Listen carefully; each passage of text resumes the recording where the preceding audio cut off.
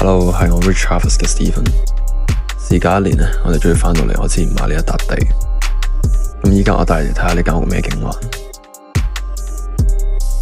Ready 好嘅話，我哋而家可以一齊去睇下。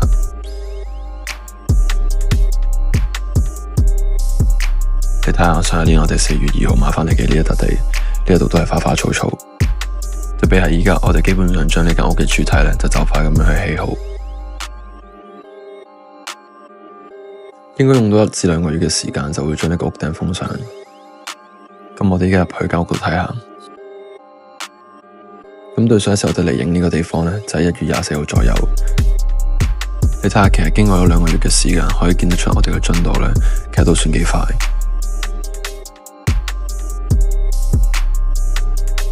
咁而家就帶大家嚟睇下啲咩變化。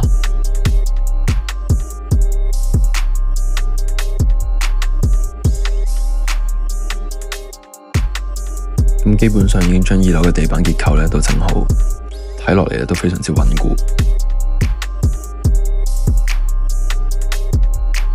嚟到屋頂又可以從另外一個角度，從上面望落嚟睇下點樣。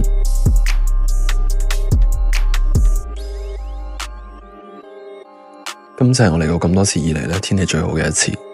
咁大家中意英國嘅夏天定係冬天呢？